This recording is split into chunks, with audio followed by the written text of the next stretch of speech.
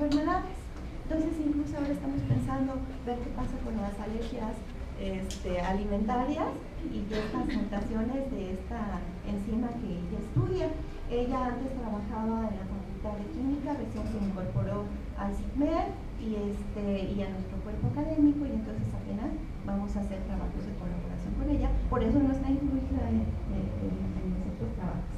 Bueno, la doctora Julieta tiene doctorado, tiene muchos alumnos en formación, algunos de ellos ya nos estamos también conociendo en nuestros seminarios de investigación, y para no dar más tiempo a estos detalles, ya le vamos a dar la palabra a la doctora Julieta. Muchas gracias, doctora.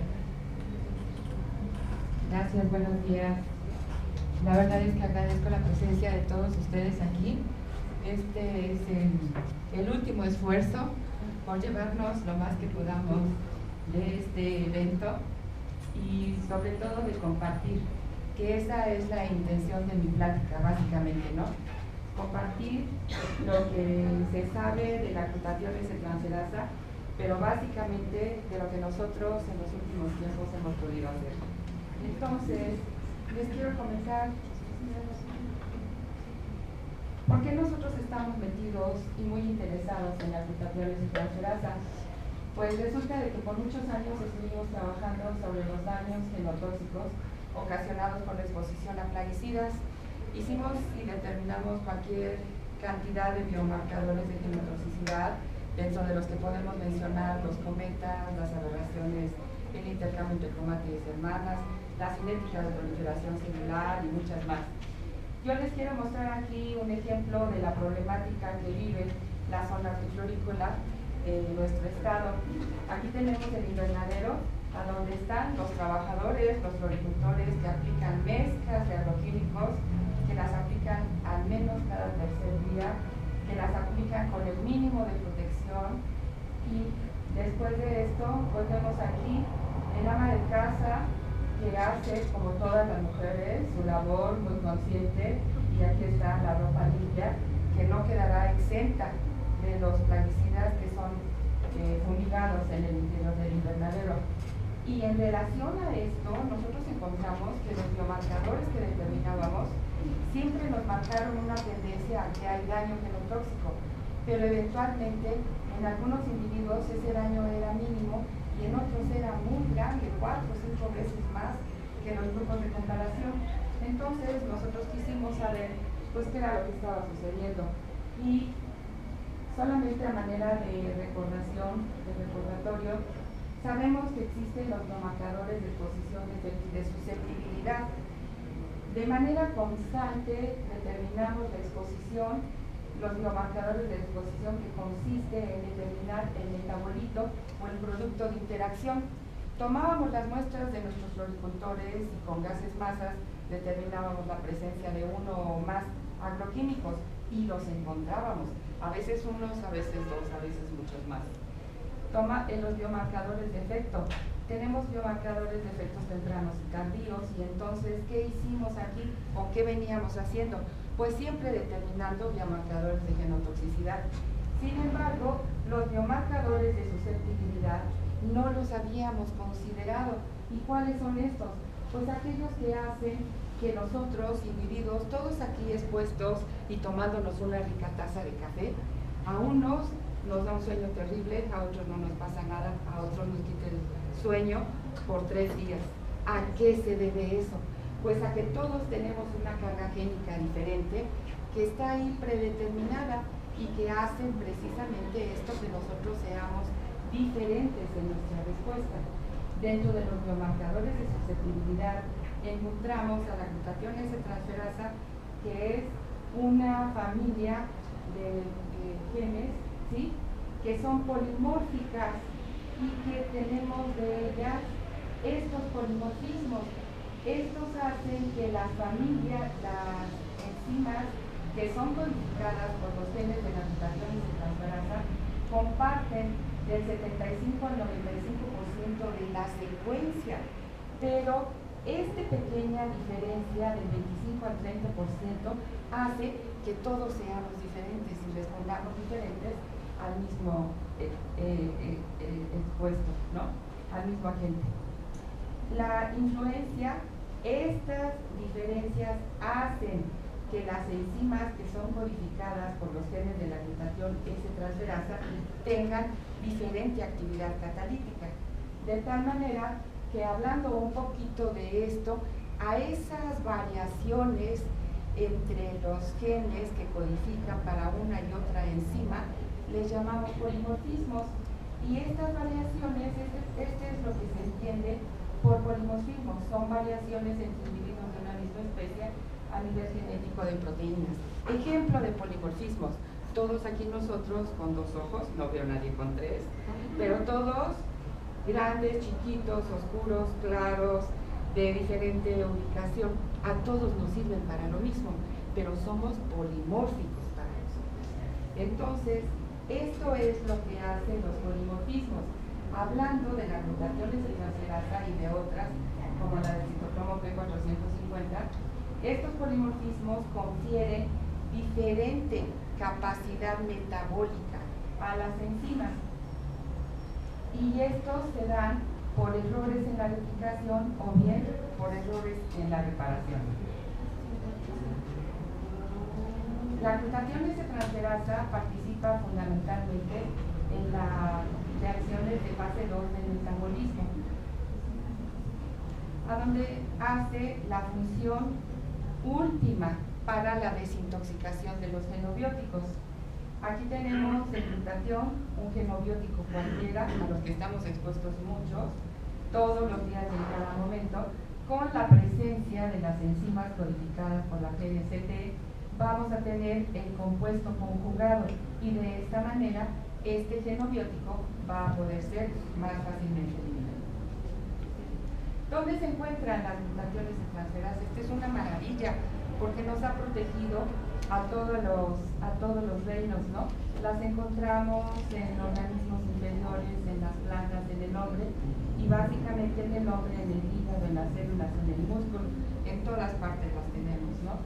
De ahí que son muy importantes y trabajan de manera intensa en la degradación de los genobióticos. ¿De dónde surge a nivel internacional el interés por las glutationes? Porque ellas, fíjense, este es un asunto muy importante, ellas pueden tener un impacto a nivel farmacológico. ¿Qué significa esto? Que si yo tengo los genes que codifican de manera eficiente para la degradación de un genobiótico, el genobiótico que entra al organismo va a ser fácilmente degradado y así eliminado. De tal manera que si ese genobiótico es un fármaco, yo me lo tomo por la prescripción siempre sabia del sector salud, y resulta de que no me hace nada, pero también resulta de que a nivel toxicológico estamos expuestos a los genobióticos, y si yo tengo los polimorfismos nulos que codifican para menor actividad enzimática, a mí me dan ese mismo fármaco y reacciono de manera muy violenta y puedo hasta morir por efectos tóxicos a ese mismo que eventualmente estaba siendo prescrito contra el padecimiento, ¿no? Entonces, tenemos aquí 2 cosas. ¿Qué le conviene al individuo? Tener todas las enzimas para degradar eficientemente los genobióticos o tener los polimorfismos. De manera general, se dice que los polimorfismos nulos hacen que los genobióticos permanezcan más en el organismo, y de esa manera eventualmente las alteraciones que puedan ocasionar las mutaciones se pueden instalar en la célula, y se han asociado con que personas que tienen genotipos nulos van a tener mayor riesgo de desarrollar cáncer. Pero esa persona que tiene genotipos nulos, le vamos a dar un cierto medicamento, y como no tiene las enzimas para degradar el medicamento tiene la posibilidad de llegar a las células macro y hacer su efecto. Entonces tenemos las 2 partes, ¿no? ¿Qué es lo que conviene? ¿Qué es lo que desearíamos todos tener? Se clasifican de acuerdo a su ubicación, las que están en el citosol, en la mitocondria o las que están en el microsoma, y también por su estructura.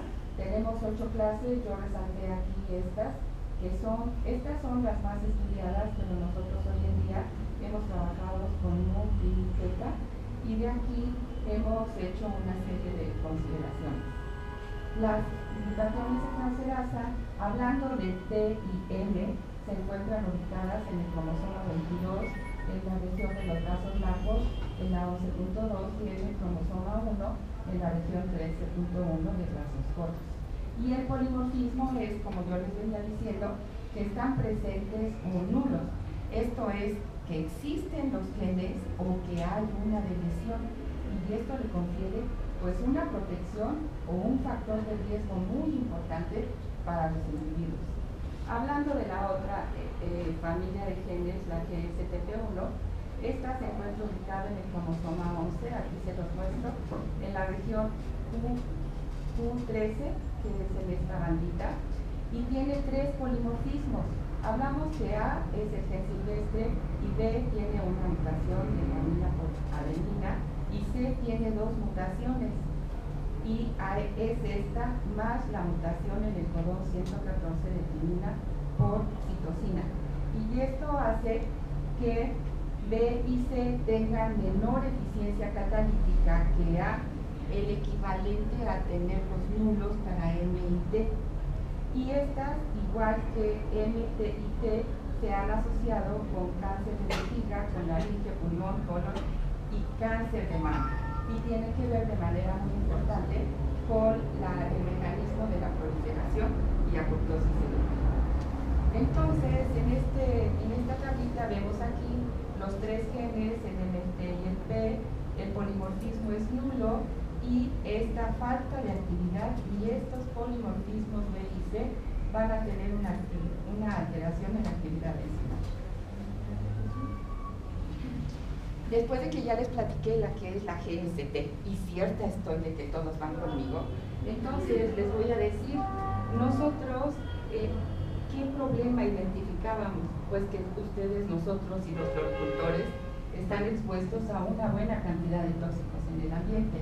En ese momento nos interesaban los plaguicidas, pero esto no es privativo para exposición para plaguicidas, como les voy a comentar en un momento. Que ellos son eliminados por las enzimas que son codificadas por GST, y que estos genes que son polimórficos tienen que ver con la resistencia o la susceptibilidad que nosotros vamos a tener frente a la exposición de un agente genobiótico. Por otro lado, que los polimorfismos de GST se han asociado en mayor parte con el cáncer, y esto que es una noticia, que no hay datos de los polimorfismos de la glutatión transferasa en población mexicana. Asunto que nos sorprendió muchísimo, porque de todo lo demás lo conocemos, pero eso no lo conocíamos. Y no está, ¿verdad? ¿Estarán de acuerdo conmigo? Ayer mismo decíamos cuál es la frecuencia de los cánceres, ¿no?, en población mexicana, y la cobertura en todo lo demás. Bueno, les voy a comentar de manera muy rápida cómo se determinan los polimorfismos. Nosotros hemos implementado, hay otros procedimientos, por supuesto, pero el que nosotros hemos hecho es en base a la reacción de la cadena de la polimerasa, que consiste en amplificar tantas veces como sea posible una pequeña región del gen de manera externa a lo que sucede dentro de la célula, de tal manera que nosotros hacemos una extracción de DNA. Hemos seguido el procedimiento que nos ha funcionado mucho. Hacemos una electroforesis, los tenemos con bromuro de tirio, y luego los observamos en un gel tenido y en electroforesis horizontal. Estas son las secuencias que en particular destaco, porque ya les comentaba yo que los polimorfismos de T1 son 2 mutaciones en 2 exones diferentes. Entonces, en el exón 5 y en el exón 100, y estas se identifican. Una vez que hemos hecho una amplificación, tenemos que hacer la digestión enzimática, Y después de que trabajamos una digestión enzimática con enzimas de restricción muy puntualmente, estas para P1B, que es el exón 5, y para P1C, que es el exón 6, hacemos nuestra digestión y entonces podemos eliminar. En relación a lo que son los polimorfismos de M y de T, aquí les pongo un ejemplo de nuestros primeros genes. Este es la banda que corresponde a CIPIA, que es nuestro gen control de la amplificación de la PCR, y esta es una banda de 480 pares de bases que, por comparación con el LADER, que es un marcador de peso molecular, nos dice que existe este gen. Aquí les muestro una imagen en donde tenemos el resultado de varios individuos. CIPIA es el gen de amplificación de la PCR. Este es el carril de nuestro marcador de peso molecular. Aquí tenemos a M, que es una banda de 215 pares de bases, y aquí tenemos a T, de tal manera que yo puedo tener un individuo que es positivo para M, pero negativo para T, y puedo tener un individuo que es positivo para ambas, y puedo tener a la inversa, que es positivo para M, pero negativo para T, e individuos que son nulos para ambos genes, ¿sí? Y esto pues les confiere una capacidad enzimática muy disminuida, ¿no?, comparado con aquellos que tienen ambos genes. Para la identificación de P1P, de GSPP1P, lo primero que hacemos es la amplificación del exón 5, y aquí lo tenemos, la banda de 176 pares de bases. Es un gen constitutivo, de tal manera que todos los individuos los vamos a tener presentes. Y luego hacemos la digestión enzimática, y entonces ya vemos que este gen, que es constitutivo, cuando se presentan esta bandita que corresponde a estos dos segmentos, decimos que es homózigo para las mutaciones D y B. Cuando nosotros tenemos el gen silvestre y también la bandita que corresponde al polimorfismo B, hablamos de un individuo que es heterocigoto, tiene el gen silvestre y tiene el polimorfismo, el gen mutado. Y cuando tenemos individuos que solamente tienen la bandita que corresponde a la amplificación del gen, hablamos de un individuo que es homózigo, pero para el gen silvestre. ¿Cuál es la característica que nosotros esperamos en cuanto a estos individuos?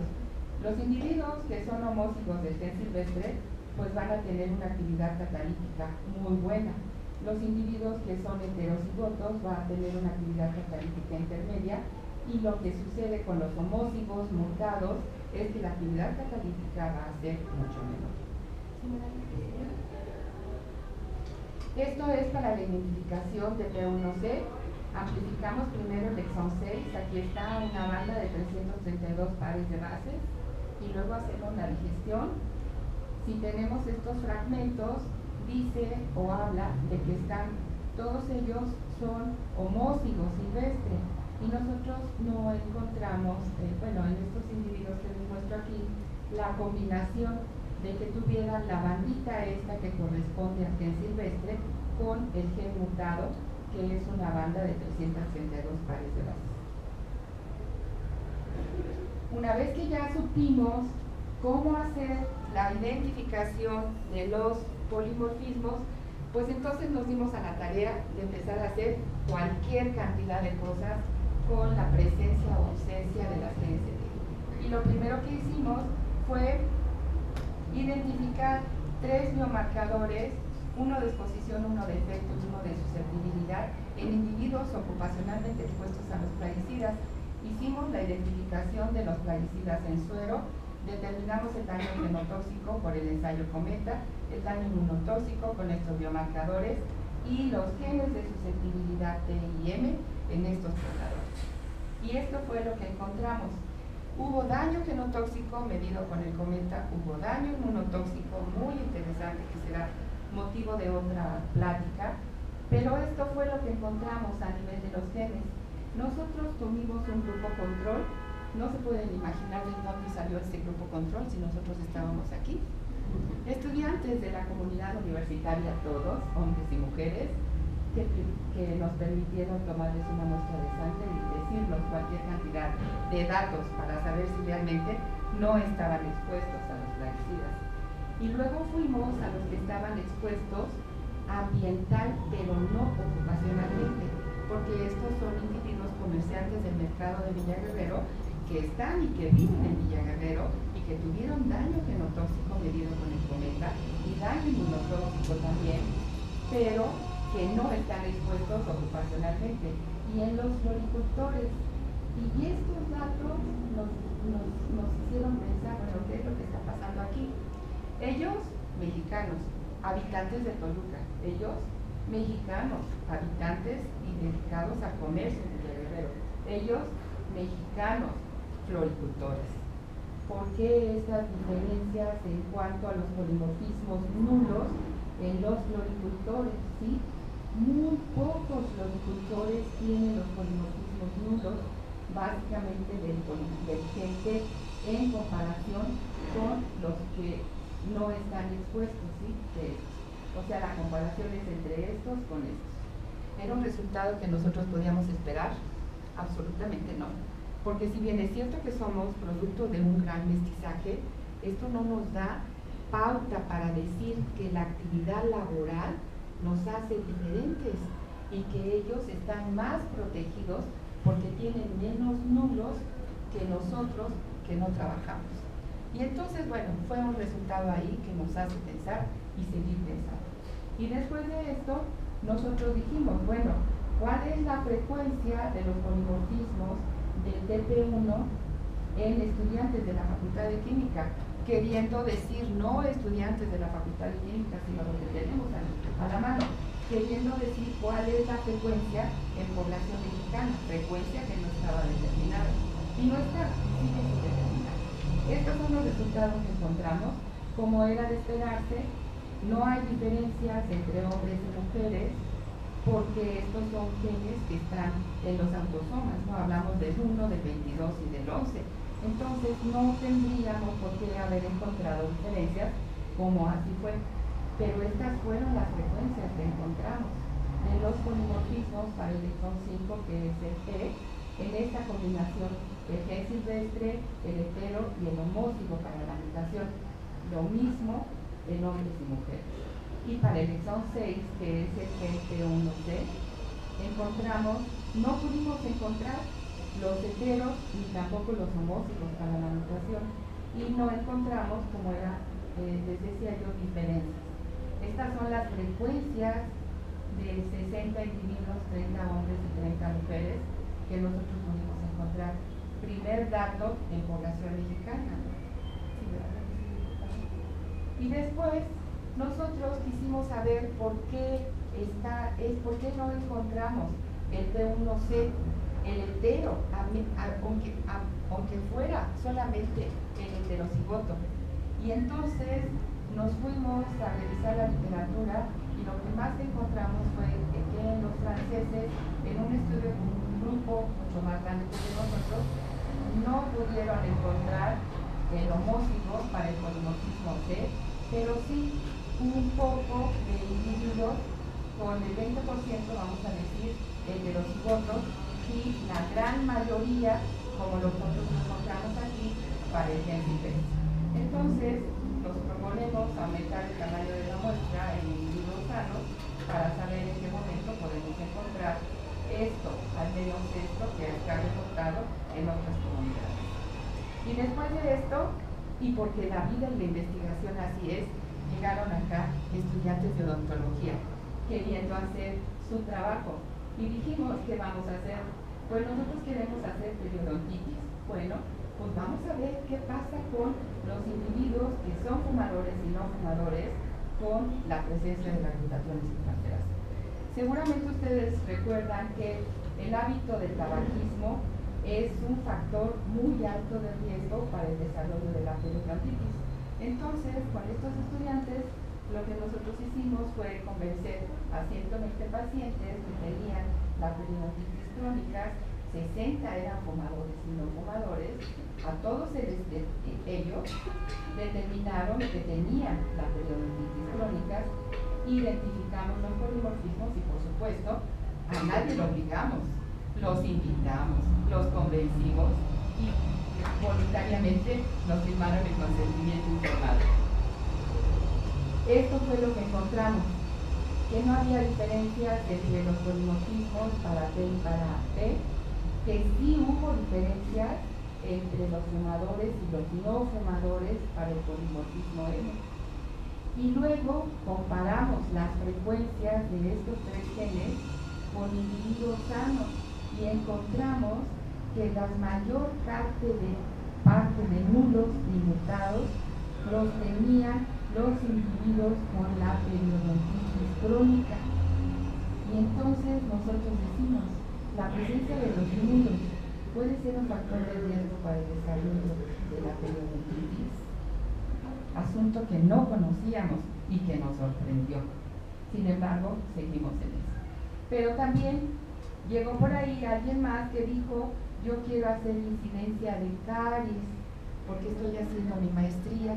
Y entonces lo que hicimos fue irnos a la comunidad y aplicar en los floricultores este mismo procedimiento.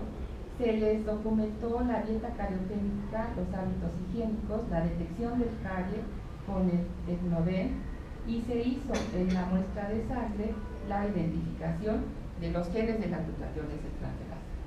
Y entonces resulta de que estos son floricultores y estos son donadores de sangre del López Mateos. El número de dientes cariados en los no expuestos, mucho más que en los que son floricultores.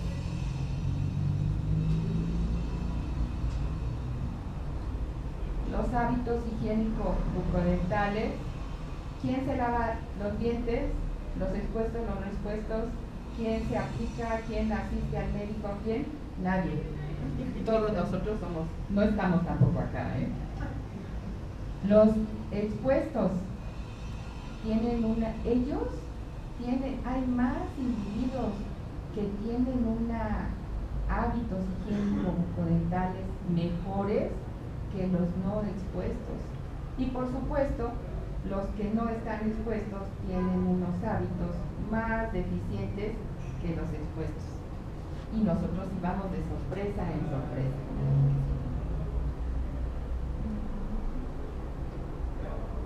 Y aquí están los resultados de los polimorfismos. Resulta de que los que tienen los polimorfismos positivos, o sea, los genes que protegen, hay más individuos floricultores que tienen estos genes que los que no son floricultores. Y por supuesto, los que tienen los nulos, que es la parte complementaria, hay más gente que no está expuesta que tiene los polimorfismos nulos que los floricultores. Y en relación a M y en relación a T, esto fue lo que encontramos. Y si todos me han seguido aquí, yo no escucho que nadie ronque, ya les había yo dicho que en el primer estudio encontramos estas diferencias y que no tenemos explicación porque estamos hablando de la misma población y sigue siendo M el que nos da estas diferencias. Y como era de esperarse, en los expuestos y los no expuestos, los polimorfismos deberían de ser iguales para T y también para M, pero esto fue lo que encontramos. Esto fue lo que encontramos para el gen G1B. Aquí tenemos los menos silvestres en los expuestos, en los no expuestos, en los heteros, y aquí está lo que era de esperarse. Y aquí tenemos los resultados para P1C que se comportan más como nosotros queremos que se comporten, porque esto es lo que esperábamos encontrar. Sin embargo, ellos no están interesados en dar los gustos y se comportan como quieren comportarse. Y resulta que después hicimos la asociación entre los polimorfismos, los hábitos higiénicos y la dieta cariogénica versus en los grupos expuestos y no expuestos. Y para nuestra sorpresa, las asociaciones positivas que vienen resaltadas aquí fue: este polimorfismo se asocia más a la presencia de caries, tanto en el grupo expuesto como no en lo expuesto, que los hábitos higiénicos y la dieta cariogénica. Entonces nosotros decimos, son los polimorfismos los que casualmente estamos determinando D, M y P, los responsables del desarrollo de la caries. No tenemos elementos todavía, tenemos muy pocos individuos, pero los resultados tienen esta tendencia. Esto quiere decir que los odontólogos en un momento podrán decir: usted coma lo que quiera, usted si quiere lávese los dientes y si no, no. Lo que tiene que cuidar es con quién se casa, porque dependiendo de los polimorfismos es que usted puede tener o periodontitis o caries. Bueno, ahí vamos. Mira la que sigue, por favor. Y después de esto, siempre nos gustan los retos, y ya habíamos encontrado que había daño genotóxico en linfocitos de los individuos expuestos a los plaguicidas. Pero nosotros dijimos, si hay un daño a nivel de la célula somática, ¿qué está pasando con la célula gamética? Y entonces ustedes no se imaginan la cantidad de cosas que hemos tenido que hacer y decir para que los individuos varones expuestos a los plaguicidas nos dieran un poco de el semen tan valioso de población mexicana, para poder determinar los daños a nivel de la espermatobioscopía con todos estos biomarcadores, los genes de susceptibilidad, MIT, y el ensayo Cometa, ¿sí?, que ya a nivel de linfocitos nos dio resultados positivos. Esto es lo que nosotros pretendíamos hacer.